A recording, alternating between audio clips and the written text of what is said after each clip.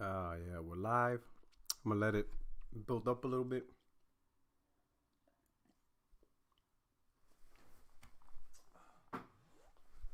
Mm.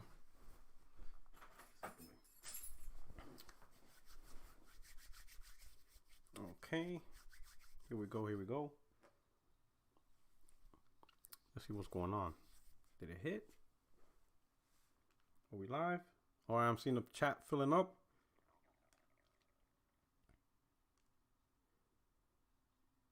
Okay.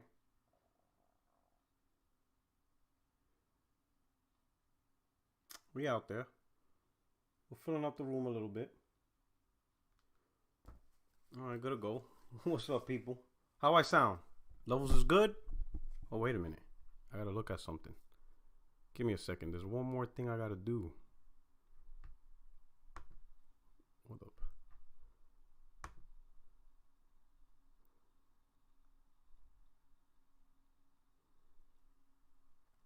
All right. All right, good to go. My man said PR sir said drinking some mori soñando. Maybe. What's up? Everybody sounds good? You know, the level sounds good and all that. How's the chat? Because sometimes Discord in connection with YouTube, I'm always have to readjust the levels and stuff like that. Not so bad for me, but for like the members or anybody who visits, depending on the phone or if they're behind the mic on the PC, it just gets weird and stuff like that. So I just want to make sure that you guys got good clarity on that. All right. Wow, thank you, Noriko. Thank you so much for that super chat. I truly appreciate it. You don't have a comment, so I guess you're just doing it for the support. And hopefully you like the two topics I'm talking about. This is like a little precept. I'm gonna try to start a new thing. You guys let me know what you think. But it's kind of like a pregame show for the podcast. So again, I want to repeat, every Monday the podcast will go live at 5:30 p.m. West Coast time Pacific, 8:30 p.m. Eastern time, and then you guys could adjust from there depending on your region. So I make it easier for you. But Pacific time, it's 5:30 p.m. That's where I'm at right now in California, which will translate to 8:30 p.m. if you're on the East Coast, like Florida, New York. And then please adjust whatever time and part of the world you're in. I know that's like a little bit later. I think it's not. Well, for Europe, it's still pretty bad. Because 8:30, 6 hours ahead, 9, 10, 11, 12, 1, 2, damn, 2 in the morning in Europe.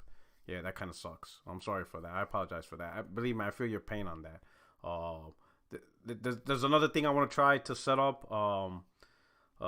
If I can on the earlier hours, I still want to do that live radio type talk show type environment. I still want to add that to the channel. I'm still trying to figure out some things, and then also the timing, because I want to keep it consistent.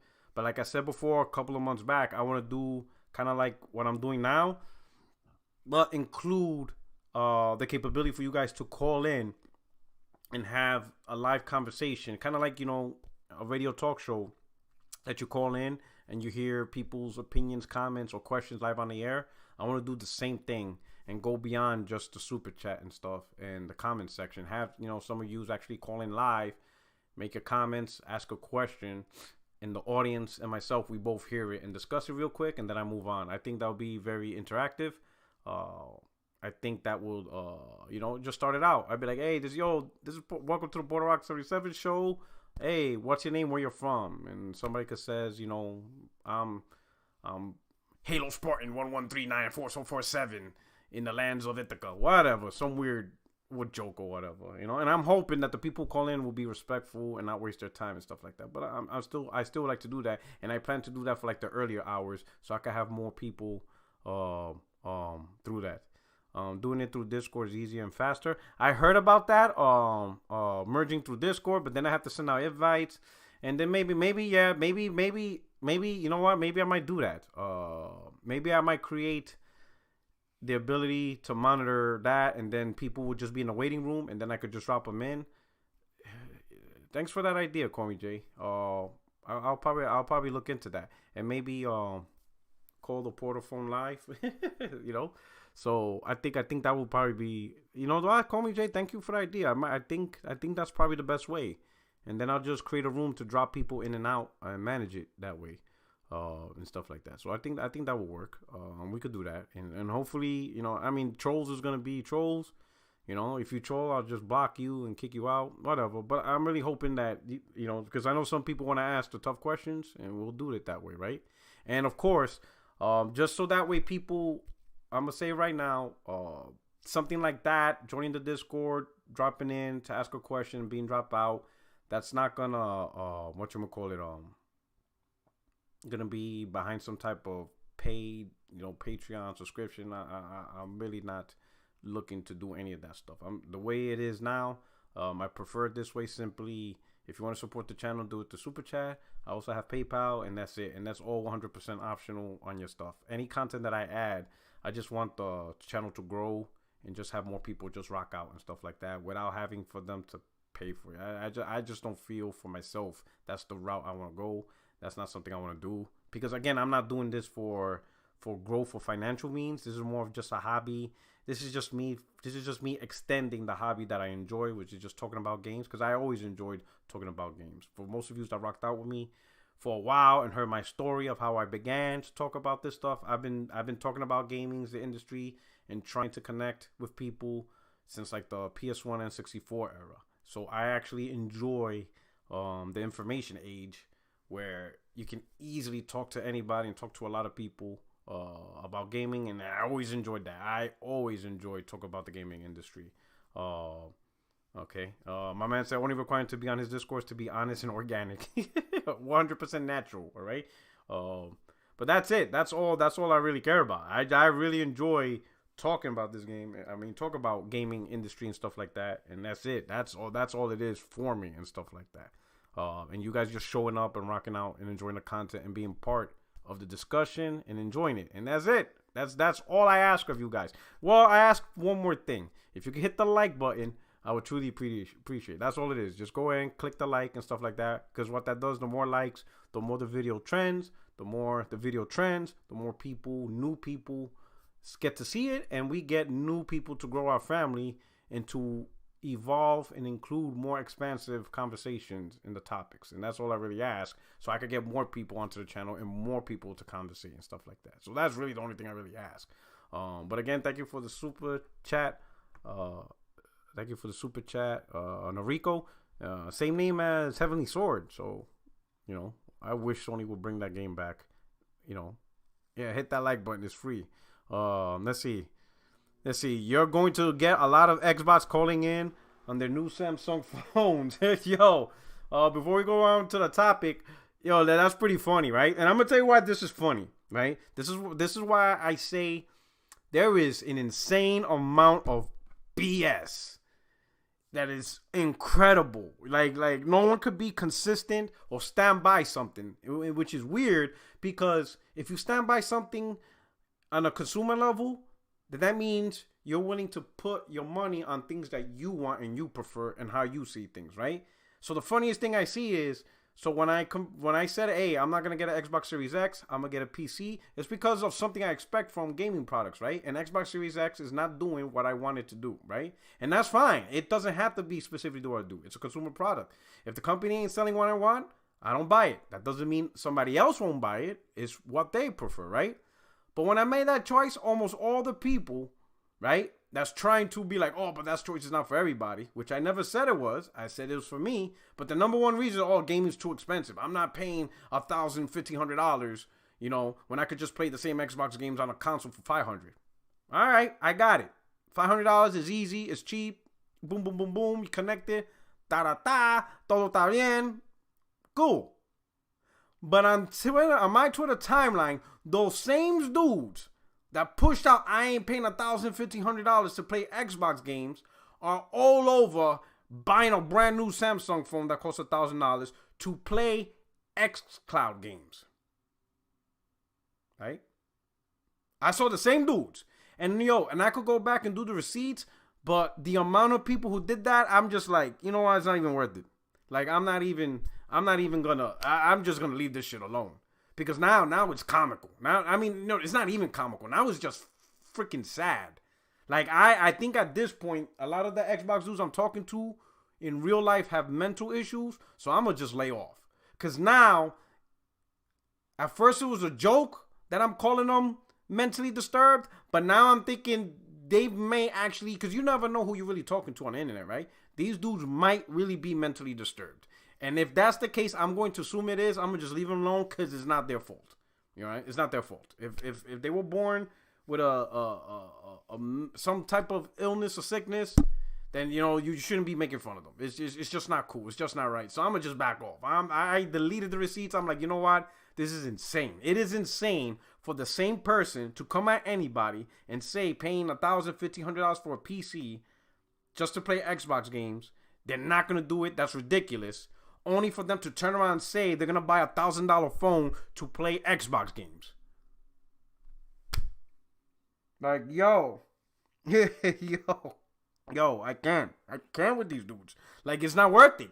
It's really, I'm going to just be like, yeah, I ain't talking to these guys. Like, I'm not talking to these guys. Like you can't even, how can you have fun just talking trash online with these type of people? Like, normally talking trash, they would be witty, quick-witted. You know, I'll be honest, I miss the Xbox cappers of 2013 to 16. Those 3-year period, you know, I miss those guys. They were a lot more creative. They had a stance, you know. They never wish-wash like that. They had a consistent stance, and they were consistent. You know, the guys who were consistently saying Xbox Live is better, the guys who were saying multiplayer was better, you know, they had a stance. They had some type of boundary. These dudes today, they have no boundary. Literally, I don't even have to argue anymore. Like, I could just simply, if I put in the time, like if I was willing to put in the time, I could literally take video recordings or clips and then create a scenario where they fight each other. Like, the same person who made a comment will fight the same person. And I could literally line up their words and it would look like they're arguing against each other. Because that's how polar opposite they wake up. They literally say one thing and then they come back, say something completely, totally different and forget the thing they said in the first place. You could literally line them up and it will look like they're arguing with themselves, countering each other's point. And that's how far off these Xbox dudes are. And it's not even fun no more. It's not even like they took the fun out of trash talking. Because you talk to these guys and it's like, holy cow, these dudes lost their rockers. Like, yo, it's crazy. Noriko, this is Oscar Gonzalez. I changed my name. That's my PSA name since the PS3 allowed to create a username. Oh, snap. Oscar, what's up, brother? Yo, that's pretty dope. So I'm assuming you like Heavenly Sword 2. I would really love for that game to come back, you know, and make it bigger, better. Oh, I would really love that game to come back. You know, my man Lionel B, he said, yo, now that's $1,000, G. Yo, my man Jay Barry. You'll see him, and we'll talk about these topics we're about to hit up, right? But yo, it's just amazing. And then listen, I'm not knocking that Microsoft gives them an opportunity to expand how they want to play. And sure, there's going to be hardcore gamers that love the notion of gaming on the go, and now they're able to take and play their Xbox games, right? Because you could be a gamer on the go, but you're just not happy with what's predominantly gaming on the go, right? Which is primarily the Switch and iOS, Android games. You may not be happy, right? You might be happy that you're able to play Gears, Forza, and these third-party games on the go, right? And it all includes as part of your Xbox Live. You get achievements, the things you buy in the content. I got it. That's cool, right? And I see that. But a lot of those people, some of those people who are all in on that were the same people that said that it's dumb to pay $1,500 or a person to pay $1,500 to play Xbox games on PC when you could just pay $500 on a console. It's the same logic. It is dumb to pay for $1,000 phone to play xCloud, to which I'm telling you, a lot of these people are hyping, you know, the connectivity. It's going to be a majority trash experience. All right? Right? No matter what videos they post, it's just if you're on phone, you know damn well the connectivity issues you have on phone. Now, for certain things you don't notice it, like for music, because it's very kilobyte, megabyte files, very easy to stream, right? Even YouTube, pretty easy to stream. And things like movies, pretty easy to stream. Those things are pretty easy to stream. And the reason why is because it's not interactive. They just keep feeding it to you, and you just listen. Gaming is interactive. That means you have to respond back. And when you want your response back, you want good responses. You're not going to play Madden on the go, and then all of a sudden, you're playing somebody, be like, oh, I'm about to hit the winning shot, and then you miss. You're going to flip the hell out. It's going to be a terrible experience. You understand what I'm saying? You're not going to want the lag and connections of the thing. It isn't the bandwidth, because everybody's talking about, oh, but with 5G going to get better. It isn't the 5G or the 4G. That is not the situation. The situation is the ping between your phone and a cell tower. If you don't know what I'm talking about, this is what I want you to do next time you're on the street, or you're on a bus, or you're in a car driving. I want you to look at your phone and look at those little bars that you have. And as you're driving, just look at the bars for a couple of minutes, and you're going to see the bars go up and down, up and down. All right? Go inside a room, look at the bars, okay? That is called connectivity. Your phone is trying to constantly connect to the best and triangulate to the best available towers possible to give you the best connection. You can't have that in gaming where your cell phone is constantly trying to ping different towers for the best connection. You're going to get a terrible latency. That's number one. Number two, depending on your location, the node where the streaming service is at. Chances are, if you're in big cities, London, or if you're in New York, northeastern area, you're going to have nodes where Game Pass or PS Now or those streaming services are going to work better as compared to a different part of the country where you're too far away. That travel distance, that ping time impacts the connection of your thing. A lot of guys who are doing this, showing their videos, whatever, and I'm not going to name somebody, but somebody posted a video, someone that owns a podcast, not Crumbside, but a professional podcast, right? Paris. He showed a video of xCloud, but he edited that video, right? Because when I noticed the video, there was like a quick flicker, and I'm like, yo, what the hell was that? And then when I scrolled back and streamed it, the image of the video, it changed because his device, his phone, was offset now. So he didn't keep the camera in the same spot. If you have one clean through video showing how it works, that wouldn't happen. He edited that video, and why, I have no idea. But the video's been edited, right? And a lot of those guys, they play on Wi-Fi in their house. That's not a good representation of cloud streaming, right? Because who's going to cloud stream in your house when your console's right there? What is the point of playing a console here when my PlayStation's literally in front of my goddamn face next to a TV, right? Especially with next gen, right? They'll talk about 4K, 60 frames, Velocity architecture, RDNA 2, PlayStation's architecture. The phone is not going to be able to provide all these advancements in tech. So you're going to be in your house with a much downgraded experience? Come on now, let's stop the nonsense. Let's stop the BS, all right? Let's stop the BS. Just be consistent with your message, right? If PC is way too expensive, then you cannot tell me that playing it on a phone is okay and not expensive. Stop it. Stop with the nonsense. Brandon Corbin. What's the most reasonable best studio Sony can acquire at this point? I think it's Remedy. Maybe. No, didn't Remedy get bought by somebody? I don't know. I mean, I really don't know. To acquire, you're looking at indie guys, really. You're looking at indie developers that maybe Sony will grow. I don't know. I really don't know at this point. Who's really left? And who do we care that's left? That's the real question. Who do we care? If Sony announced a developer, who legitimately cared, right? I know the talk of Warner Brothers Studios, but they're asking for $6 billion. Sony, and I'm telling you, Microsoft is not going to buy them. All that trash talking about, oh yeah, I think Microsoft talk. Microsoft ain't no goddamn talk to spend $6 billion on a whole bunch of studios. They're not paying $6 billion for that. That's way too big asking price. The only people who could really absorb and pay that money and ended up being successful are the big guys. Activision, Ubisoft, EA. Those are the only guys, right? Because they have a big multi-platform strategy across all devices. So absorbing multi-plat studios into an architecture or into a company that's already multi-plat, that makes sense. You know what I'm saying? But for Microsoft to absorb $6 billion, they're going to have to make games for PlayStation and Nintendo day one to even come close to start making the money, right? And Sony, same thing. They would have to take all those studios and put games on Xbox. It can't just be, it's just too much money for your own ecosystem. It's, so I really don't know who's left for that. It's just it. Alamoco, ¿cómo está, compadre? You destroyed them. You destroyed them bots in Zeta's podcast. You went in with confidence and facts. Eres el mejor. Thank you so much, brother. It's true. So, and I'm back. Of course, I support my brother Z. Thank you. So I went. You're gonna see me more often on Z's podcast. At least once a week. I support my brother. He's my brother, man. He's my brother from another mother.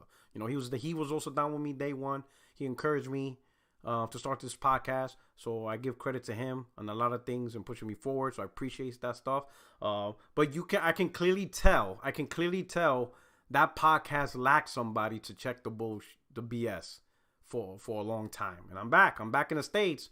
So you're going to see a lot of jaw checking. Because it's crazy. It's crazy the misinformation they've been getting away with for the last 2 years that I've been gone, and I couldn't consistently put them in check. But things is changing, right?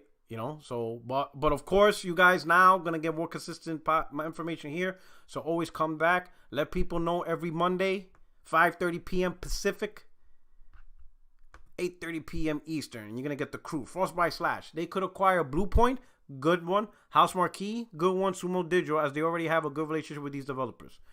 Good point. I love Blue Point because they've done phenomenal jobs remaking a lot of classics and great titles, and they've done a phenomenal job. I'm looking forward to Demon Souls and stuff, and maybe these guys could tackle on other projects and give it an amazing vision. I'm hoping, fingers crossed, for Legend of Dragoon. Fingers crossed. Do a full remake on the PlayStation 5. Fingers crossed, And I know a lot of people mention other titles, but remember, it has to be Sony's own titles that they own. Because some people mention, what about Metal Gear Solid? Yes, would be an amazing full remake, but that's up to Konami. People mention Legacy of Kain. Great. Or Soul Reaver. Great choices, but I think that was like Eidos or some another third party. So you got to keep in mind, there are great classics on PlayStation 1 that if they done a full-blown remake would be amazing, but you got to know who made them. Just because they were exclusive to PlayStation 1 does not mean they were owned by Sony or they were part of Sony first party or they're a title game IP owned by Sony. A lot of games, especially during the PS1 era and before that, third party only supported the highest selling platform. They didn't have a big multi-platform strategy. So keep in mind the games that you would like to see, being remade with a full-blown remake. Because again, some of those titles, that will be up to the third party that actually owns the IP. But hey, Frostbite Slash, thank you so much for that super chat, and thank you so much for bringing out those titles. I know House Marquee also stepped up, right? With a bigger IP. So I think they're doing something a little bit bigger than what they normally do. Is it Returnal? Is Returnal that's their game? But thank you so much. I truly appreciate that informative super chat. That's great. That's great information there, right? So what we got? We got 175 viewers, right? If you could hook a brother up, get me to at least 100 likes, I would truly appreciate it. I am your only friend in these YouTube streets. Let's get this video out, and I will head into these topics right now while you're clicking the like button, all right? We're going to kick off. So PlayStation outbids Xbox for major third-party exclusive games on PlayStation 5. That is the rumor. And of course, I said it straight out, that is the rumor, right? But this rumor came from a former Game Informer editor who chances are, these guys, because they were part of big magazines, they have some insider info, they have tips, they have people, in third parties to give them nice little bits of information, stuff like that. But so far, this is the rumor. So let's say if this rumor is true, how? How did Sony outbid Microsoft, right? Especially when Xbox, how did PlayStation outbid Xbox when Xbox is part of a $1 trillion company that has much more money than Sony as a whole? So how can Sony have the capital to outbid Microsoft, right? Or how can PlayStation, who's backed by Sony, outbid Xbox, who's backed by Microsoft, right? Microsoft clearly has more money. The reality is, while Microsoft has much more money than Sony, they both have more than enough to try to capitalize on third-party deals and try to get party content. It isn't the money that will hold one company back over the other. It's not. It has nothing to do with that. They are billions and billions of dollars, okay? All right? So they have more than enough money to fight this battle, right? And they're not going to put up the whole company for these third-party games, right? They all have budgets and limits, right? The difference that really changes the decision or what really wins the battle is the effort you want to push whatever product you're pushing out into the consumers, okay? It is clear that PlayStation is pushing PS5. They are trying to sell the PS5. They're not trying to sell a big ecosystem. Their number one product and their number one concern is the PlayStation 5. That's why every message they pushed out is PS5 specific. The controller, the games, PS5 exclusives built exclusively for PlayStation 5. Everything is revolved around the PlayStation 5. The third-party deals, PlayStation 5. Everything is geared towards PlayStation 5. For the Microsoft Xbox side, I could make a case that what they're really trying to sell to everybody is Game Pass more than anything else. I could make a case that if Microsoft is trying to push something, it is Game Pass and not so much the Xbox Series X. They're pushing Game Pass, right? Now you see a little bit of heat from a little bit of, traction on xCloud, right? So right? But even then with xCloud, they associate xCloud with Game Pass. So you go back to selling Game Pass, right? So now, if Sony's main objective is to get the PS5 out there, and Microsoft's main objective is to get Game Pass out there, how much money is Microsoft willing to push up for Game Pass, to give Game Pass content versus what Sony and PlayStation is trying to push up to give PS5 game content? Now, keep in mind is this. How can I put it? Game Pass, right? If Microsoft's trying to push money to get games they want on Game Pass, right? These third-party titles, the asking price for a big third party to put it on the subscription service, they're going to want insane more money, right? Insane more money as compared to maybe what they will offer Sony if Sony says, hey, we want this game timed exclusive. Not on PS Now, just timed exclusive, right? Or make it exclusive to the PlayStation platform, or maybe at least PlayStation platform PC. There's going to be a stark difference in content because if you put this game on Game Pass, not only do people won't buy it on the Xbox console, the Xbox One console, but some won't even buy it on PC because, again, Game Pass is also on PC. So that is a lot to deal with, right? With Sony, granted, they might limit the game to just two platforms, the PlayStation 5 and the PC, and they will pay money for that. But as you can see, Xbox consoles is not that huge of the market. Normally, right, if you look at multiplats and you look at investors and if you've seen quarterly reports from the major third party, the two that out of the top three platforms, primarily, PC, PlayStation, and Xbox, the top two that always interchange as the number one selling platform has always been PC, PS5. Generally, Xbox consoles sell the least and by like really, really low. You're talking like maybe 11%, 12% of the sales is Xbox, while PlayStation and PC are like in the top, 30 to 40%. So they make up the majority of the sales, right? So to tell a company, hey, don't put your game on Xbox, this is our asking price, just keep it PS5, PC, depending how much money they could look at so far from their numbers, and they're going to look at their own personal company numbers. They're going to be like, well, generally our games don't sell well on Xbox One. So, yeah, it's not really that huge of a loss. Sure, we'll take that deal. You understand what I'm saying? Or, especially if it's just a year-timed exclusive, they're not going to cry about the game not being on Xbox One or Xbox Series X. Especially if in their impression, Xbox Series X is not going to sell a lot. And you see a lot of industry insiders or just industry analysts that talks about sales projection. They're really already projecting the PS5 to immensely outsell the Xbox Series X. So like the whole industry, and I don't think you need to be a professional analyst to really see that. I think it's pretty easy to see. PS5 is going to kill Xbox Series X in sales unless something disastrous happens with PlayStation. It's a pretty easy bet that PlayStation 5 is going to run away with this gen, in particular to console sales. So some third party may feel that way too, like Xbox Series X may not even sell as well. So it's probably not a hard deal to accept, right?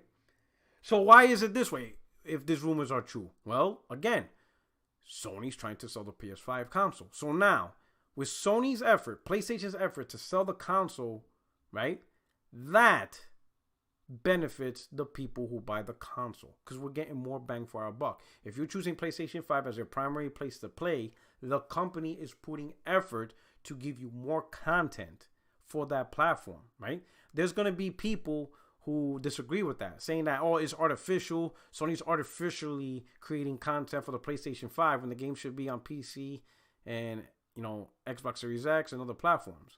What I say to that is not my problem. That is not my problem. That is not a lot of gamers' problems, right? When I go out, and most of you, when you guys go out to buy a console, regardless of console, you're not buying that console worrying about other products and other consoles and other consumers. That's not your concern. My money buying a specific console doesn't weigh in concerns of other products, right? It doesn't work that way. So when I go buy a PS5, I'm just worrying about what I'm getting with my money purchasing a PS5 and what that company who I'm buying the PS5 from is doing for me. Same logic with when I bought my Xbox console, same logic when I bought Nintendo consoles. Whatever consoles I bought in life, I just worried about me and what I get from the company when I buy that particular console. Carlos Crespin, Xbox is the New York Knicks of gaming. He's right. And I'm a Knicks fan. And it hurts. That hurts. That hurts real bad. Because it's true. Xbox is the New York Knicks of gaming. Ouch. Man, you really threw me off with that one. What did I say? He really hurt my feelings on that one. That hurt. All right. So, I like hearing news like this. I like hearing Sony going out there, taking the initiative, trying to get content, whether it's exclusive. They're trying to do more with every bang for our buck, So when we buy a $60 game, right, we get just a little bit more, all right, or a lot more, right? When Sony's fighting for these time exclusive content or exclusive content, that is much better as compared to Microsoft fighting exclusive content and now is locked out of my console. You understand?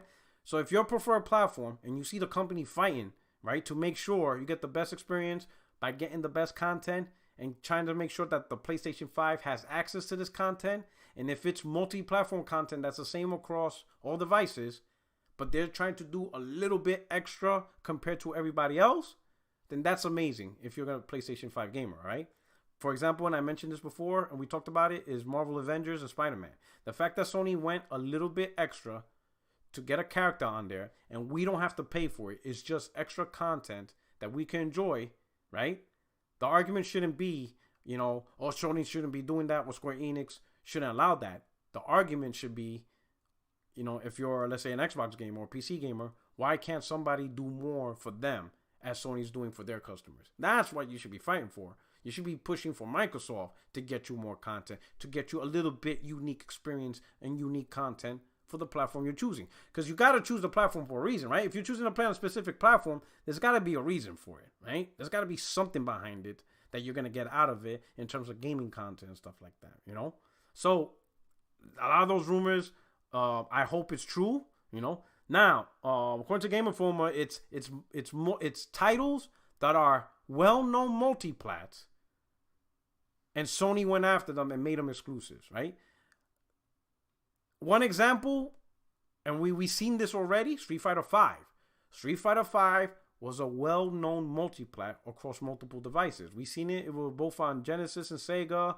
It was on PlayStation, Nintendo. Street Fighter's always been on every platform. But for the first time in a long time, if ever, Street Fighter V was limited. Well, I'll say limited because I wouldn't say exclusive, but it was limited to just two platforms, PlayStation and PC, which is pretty crazy that it wasn't on Xbox or Nintendo platforms, and Sony kept it that way. So it is not that It's not that far of a reach to see Sony's trying to do that with maybe another very popular third-party platform. I don't think it's going to be the super big guns. I don't see Call of Duty doing that.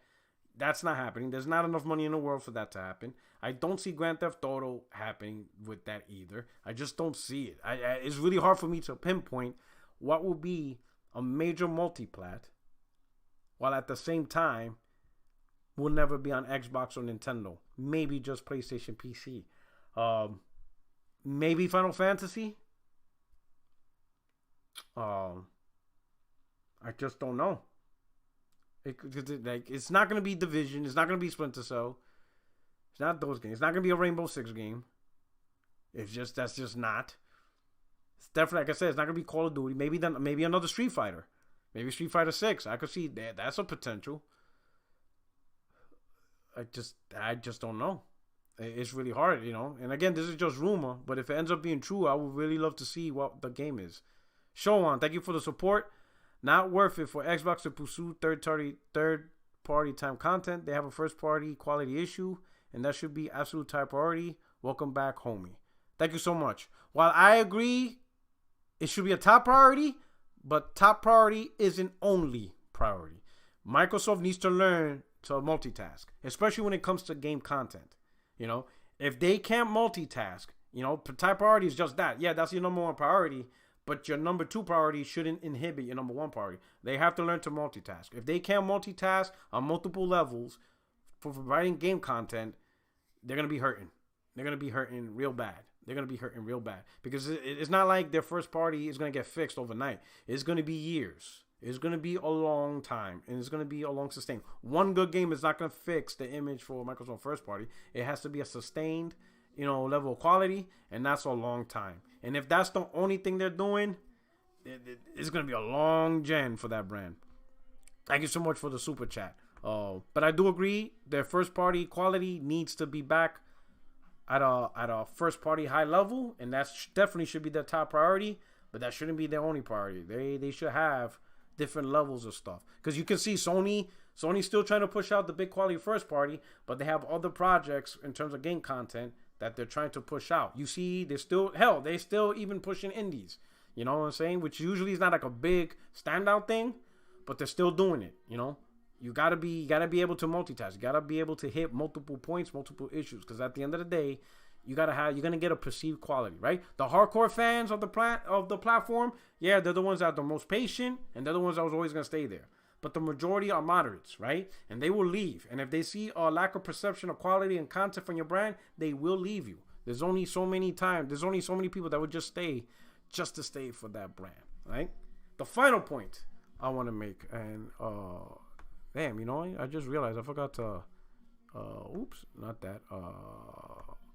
That right there, that was the image I was supposed to use while we're having this conversation. But this is the last thing I'm going to use. There you go. Horizon Zero Dawn. Check that out, all right? So, as we all know, Horizon Zero Dawn is officially out on PC, and very quickly the game got cracked. But before getting into the crack part, which is getting the game illegally, let's talk about the port. Let's all be honest, Sony did a terrible job porting the game. Just terrible. And you can only blame Sony because it's their game, right? Conversations are being had on who actually did the port. Was it Guerrilla proper? Did they farm it on, contract somebody? I really don't know. But I'll be honest, I don't think it was Guerrilla themselves, because I don't think Guerrilla would have ported this game in the terrible state it is. I think they actually contracted it out, right? But if you look at Digital Foundry, it's just a technical mess on stuff like that. Just read the article. It's just really bad, right? I know some people in the console war are laughing, at the PC gamers, because they waited 3 years for this, and they were just hyping it up, and now that they finally got it, it's just a really bad experience on that side. But to be honest, it's not really funny, because I think that just negatively reflects on Sony and what they did. I mean, if you're gonna do something, do it right and do it to the best of your ability and stuff. But I will say this, and I said this before, there's a difference between Sony supporting games on PC day one, and there's a difference between Sony supporting games on PC 3-4 years later. I am not waiting 3-4 years later to play a game, right? Remember, we're talking about Horizon Zero Dawn, and this game came out 3 years ago. It's great that PC gamers get to play it now, but and of course they're gonna talk trash. Some of them will come at me on Twitter, but I'm sorry, you're coming at me with a game I played 3 years ago, and if the schedule goes well, sometime next year I'll be playing the sequel while you're still talking about the first one. So that doesn't really mean much.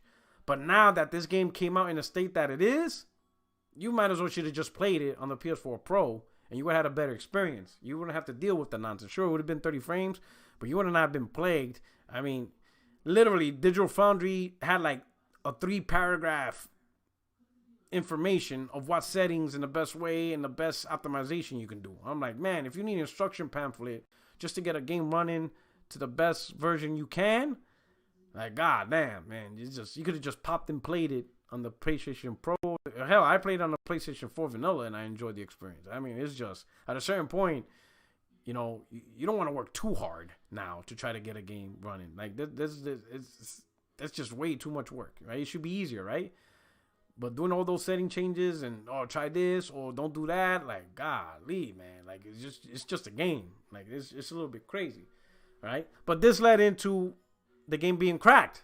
So the game got cracked quick, which means now there are PC gamers who will be able to play the game without paying for it, which is sad, right? But now let's talk about piracy in general. It's not unique to PC gaming. It could be done on any platform. The only requirements is one, the gamer doesn't care about stealing. So start with there. If a gamer has no issues with stealing content, then that's it. It doesn't matter what platform they're on. They will steal. So with those type of gamers that have no issues with stealing content, it comes down to accessibility to steal the game and getting caught, right? Or the little to no chance of getting caught. As long as they can easily get access to the game, pirate the game, and not get caught, they will do it. Doesn't matter if you're a PS4, a PlayStation gamer, an Xbox gamer, a Nintendo gamer, or a PC gamer. It doesn't matter, you know. If you have no issues with stealing and the platform you play on can easily make it happen, they're going to steal it, right? It's just that PC is the easiest platform out of all gaming platforms, you know, well, out of all the main ones, like between consoles and stuff, to crack and pirate games. Now, how does that impact sales? I'm not going to get into that. I know a lot of gamers say, oh, this piracy don't impact sales. I'm not going to get into that because at the end of the day, the only people whose opinion matter on whether a game's sold good or not, or if piracy impacted them, is going to be the company that made the game. So in this case, Sony. They get to decide if they're happy with how Horizon Zero Dawn turned out in terms of sales. If they're not happy, then no amount of PC gamer pushing up Steam numbers is going to change anything. You know, if Sony don't like what they see, if they don't like the amount of times the game got pirated, then that's it. It's a wrap. You know, they probably won't support the platform, or they'll probably do it in a different way, or they'll probably just be like, you know what, if PC wants to really play these games, it's going to be through PS Now, and that's really the only way they're going to bet to play it. Who knows? Who knows what will be the end result on this case? But it's going to be interesting and stuff like that. Is there potential for more PS4 games to be on the platform? Yes, of course, because again, a lot of these PS4 games aren't the titles to sell the PS5. But how much effort Sony is doing it? Well, if it's true that Horizon Zero Dawn was farmed out to a contractor and not Guerrilla themselves, because Guerrilla is making native games for the PlayStation 5, I can't see how serious Sony is about PC games.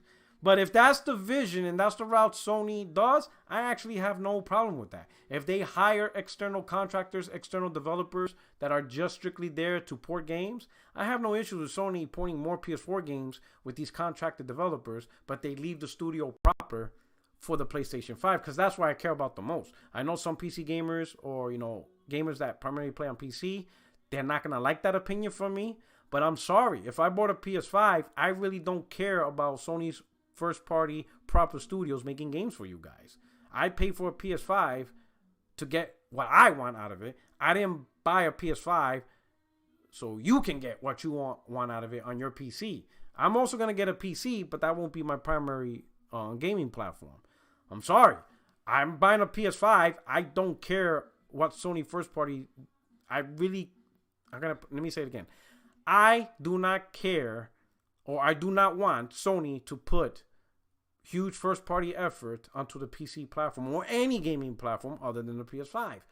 Why would I care about another platform when my money is going towards a product that they made and they're responsible for to give me the best experience? I am giving them money. I want the best experience, so they owe that to me.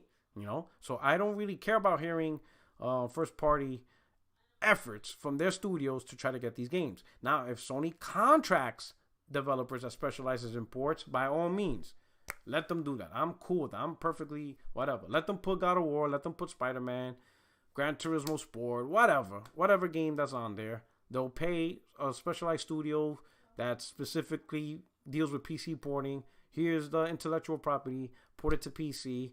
If it ends up bad, not my problem. If it ends up great, still not my problem. You know, whatever, however the dice rolls on PC, cool. I'm cool with that. Let them port the PS4 games by hiring devs and studios that specialize in that, but leave the Sony proper studios, proper Guerrilla, proper Naughty Dog, proper Santa Monica, Sony Ben, leave all them guys to focus on the PlayStation 5, because to me, that is their responsibility. Their responsibility is to give the very best effort to the PlayStation 5 consumer or the PlayStation 4 consumer, meaning the consumer that bought the PlayStation console. That's their focus. That's who they owe themselves to. If they don't want to do that, if any developers in that studio does not want to focus on the PlayStation console, then you can leave the studio and go work for a third-party studio or create your own studio. Those are the studios that have no problem working on multi-platform games and stuff like that. If you work for Sony's first party, I think that's who you owe your efforts to. The PlayStation console, because the consumer is paying money for that, and that's in my opinion. You owe them that work. If you don't want to do that, then just go somewhere else that allows multi-platform creativity and allows your creativity to go there. And of course, you're gonna have a lot of people. You're gonna have some gamers come at me, be like, "You don't want Sony to expand whatever." I want Sony to focus on the product I bought from them. That's what I want. Okay, I don't care about any other device that I didn't buy and will have an expectation from them. I don't care. If I buy a Switch, I don't have expectations of Sony to do anything on the Switch. I have expectations of Nintendo. All right. With PC, I really don't have expectations from anybody because nobody owns a PC. It's literally a no man's land device, right? So whatever individual game of a developer that makes a PC exclusive or something, then that's maybe on a case-by-case basis, but overall, I really don't have any big expectations other than the people who make the hardware. Make good hardware that I could capitalize on whatever game I want to play. That's really the only expectation and stuff like that. Brandon Corbin, thank you for the super chat. I was told Xbox has the advantage in the long term because of xCloud. Is that true? No. There is no advantage, okay? Because you got to understand. Here's the thing, right? If you try to please everyone, you end up pleasing no one, all right?